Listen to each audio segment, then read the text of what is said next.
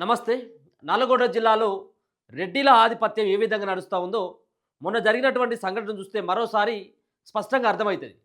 ఒక బీసీ బిడ్డ, ఉద్యమకారుడు, కాంగ్రెస్ పార్టీలో క్రియాశీలకంగా మొదటి నుంచి పనిచేస్తున్నటువంటి వ్యక్తి పున్న కైలాష్ నేత. ఒక పద్మశాలి బిడ్డకి ఏ విధంగా రెడ్లు అవమానించేటువంటి విధంగా ప్రవర్తించిందో మనకు మొన్న చెన్నూరు మండలంలో జరిగినటువంటి ఒక సంఘటన మనకు స్పష్టంగా దాన్ని చూస్తే మనకు అర్థమవుతుంది.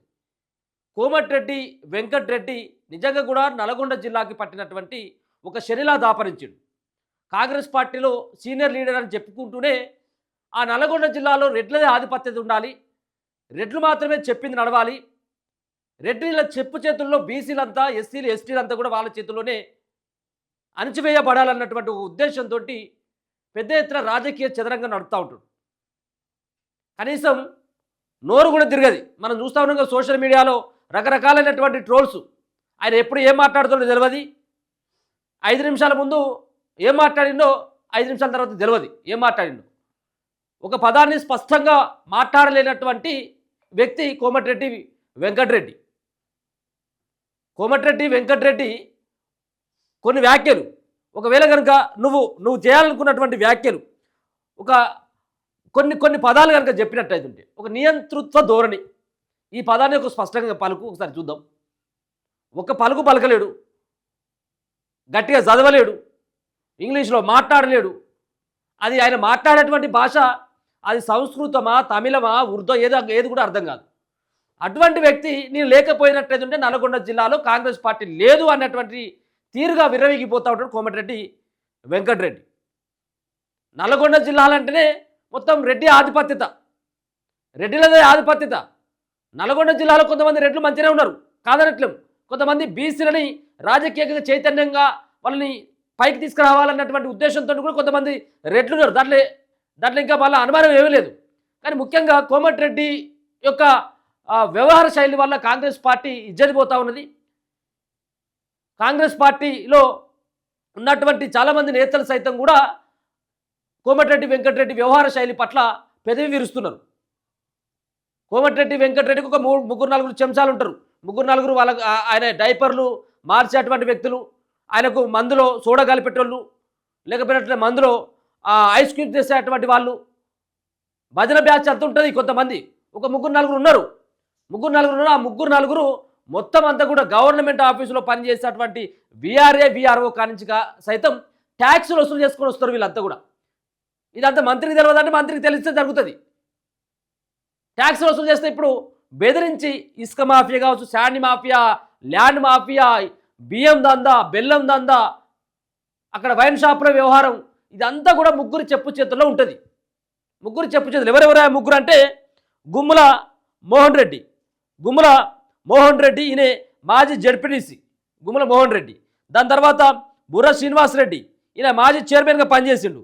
ఇక మధుసూదన్ రెడ్డి అయితే ఇక అద్దాదుపోలేదు. మధుసూదన్ రెడ్డి గతంలో వెంకటరెడ్డికి పిఏగా చేసిండట.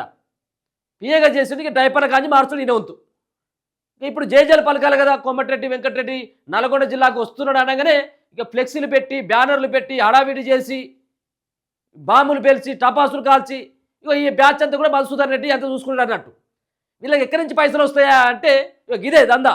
విఆర్ఓలను, విఆర్ఏలను, ఇక్కడ గవర్నమెంట్ ఆఫీసులో ఉన్నటువంటి ఎంప్లాయీస్ను బెదిరించడం, పోలీస్ స్టేషన్లో సెటిల్మెంట్ చేయడం, ఇక ఈ దందా అన్నట్టు. ఇక పోలీస్ స్టేషన్లో ఉన్నటువంటి వ్యక్తులు సైతం కూడా ఉన్నారు. పోలీస్ స్టేషన్లో కూడా మొత్తం రెడ్లే, ఎస్ఐల నుంచి డిఎస్పీల దానిక మొత్తం రెడ్లను పెట్టుకొని నల్లగొండ జిల్లా మొత్తం ఇప్పుడు రెడ్లకి రాసిచ్చినట్టుగా, వాళ్ళు పట్ట చేసినట్టుగా, ఎవరికి కోమటిరెడ్డి వెంకటరెడ్డికి పట్ట చేసినట్టే. ఒక బీసీ బిడ్డ పున్న కైలాష్ నేతకి డీసీసీ బాధ్యతలు అప్పగిస్తే కనీసం ఓర్చుకోలేనటువంటి ఆ వ్యక్తి కోమటిరెడ్డి వెంకటరెడ్డి.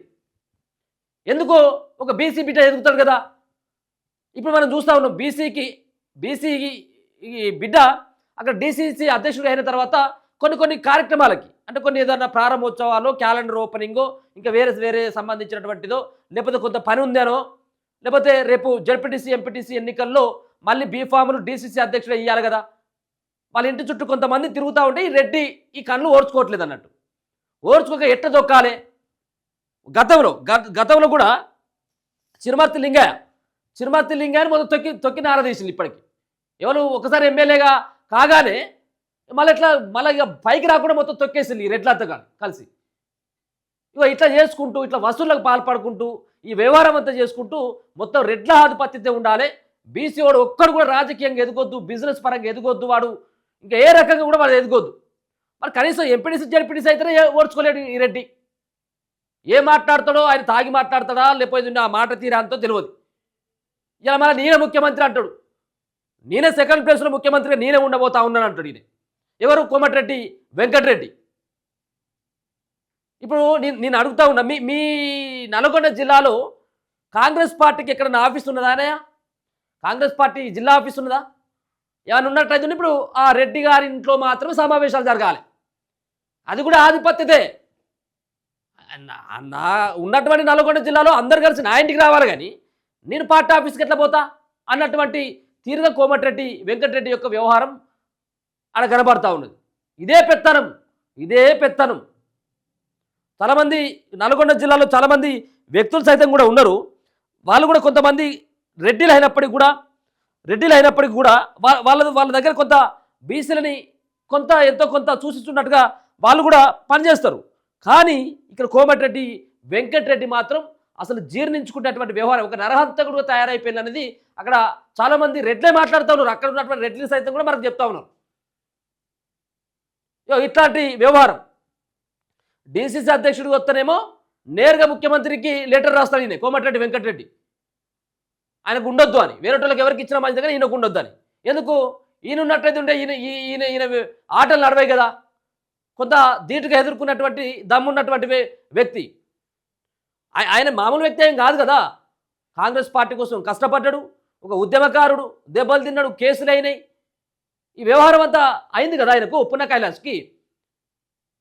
కానీ ఆ వ్యక్తికి కనుక డీసీసీ అధ్యక్షుడు అప్పగించిన తర్వాత ఒక రకంగా కుట్ర చేసి ఇప్పుడు నల్గొండలో జరుగుతున్నటువంటి ఏ కార్యక్రమానికి కూడా ఈయన రావద్దు అని చెప్పేసి ఆంక్షలట కాంగ్రెస్ పార్టీ వాళ్ళతో చెప్పుకుంటా. ఇంత దుర్మార్గమా? ఒకటే పార్టీలో ఉండి ఒక బీసీ బిడ్డను రానియకుండా ఆ వ్యక్తికి అవమానించే తీరుగా నీ యొక్క వ్యవహార శైలి ఎవరైనా సమర్థిస్తారా? ఇది ముఖ్యమంత్రి గారు జర ఆలోచించండి. ఇక మరి ముఖ్యమంత్రి గారు అంటే మనకు తెలిసిన వ్యవహారమే. సరే, ఒక పక్కన కైలాష్ మీద ప్రేమ ఉన్నప్పటికీ కూడా ఈయన రెడ్డి మళ్ళా ఎవరు? మళ్ళీ ఈ కోమటిరెడ్డి వెంకటరెడ్డి మళ్ళీ గేడ పుల్లలు పెడుతున్నా ఆయన బాధ ఆయనకున్నది. ఇప్పుడు రెండు కళ్ళు అయిపోయినాయి. ఇప్పుడు ఏ కన్నును పొడుచుకుంటాడు ఇప్పుడు రేవంత్ రెడ్డి? సో మొత్తానికైతే నల్గొండ జిల్లాలో ఈయనదే నడవాలి. ఇక మరి ఆయనతోటి కార్యకర్తలు ఇబ్బంది పడుతూ ఉన్నారు. ఇంకొకటి అసలు మనం అయినటువంటి ముచ్చట మాట్లాడుకోవాలి. కోమటిరెడ్డి వెంకటరెడ్డి కానీ వాళ్ళ బ్రదర్ కానీ ఓ 10,000 1,00,000 ఒకరి చేతిలో పెడతారు. పెట్టి దీన్ని సోషల్ మీడియాలో విపరీతమైనటువంటి ప్రచారం. వీళ్ళు చేసేది ఘోరంత సహాయం, కానీ చెప్పుకునేది కొన్నంత చెప్పుకుంటారు. వీళ్ళు మొత్తం సోషల్ మీడియా పెట్టుకొని హీరో తోపు తురుంకాను, ఇక ఈయనంత మునగాడు లేడు, మొత్తం నల్గొండ జిల్లాకి ఇక ఈయనంత రాజు లేడు, ఎవరు పెరగని వాళ్ళని ఆదుకుంటాడు, ఆహో ఓహో అని జేజేలు పలుకుంటా వెనకాల బ్యాక్గ్రౌండ్ మ్యూజిక్ రాకుండా వచ్చుకుంటా చలో ఈయనను పొగిడేటువంటి కార్యక్రమాన్ని దానికి ఒక బ్యాచ్ ఉంది. దానికి ఒక బ్యాచ్ ఏది వీళ్ళని పొగిడేటువంటి బ్యాచ్ 10,000 20,000 ఇచ్చుడు. ఇది సోషల్ మీడియాలో పోస్ట్ చేసుకొని ఓ విపరీతమైనటువంటి క్రేజ్ ఉన్నది మొత్తం కోమటిరెడ్డి వెంకటరెడ్డి కానీ. ఏమీ లేదు, ఉత్తదే, ఇది అంతా కూడా ఉత్తదే. వీళ్ళు ₹1,00,00,000 తీసుకొని కనీసం వాళ్ళకెళ్ళి ఓ 50,000 కూడా పంచరు వీళ్ళు. అటువంటి వాళ్ళు వీళ్ళంతా. ఏంది అంటే వాళ్ళపైన సానుభూతి ఉండాలి, వాళ్ళపైన ప్రజలు ఆహో ఓహో అని జేజేలు కొట్టాలి.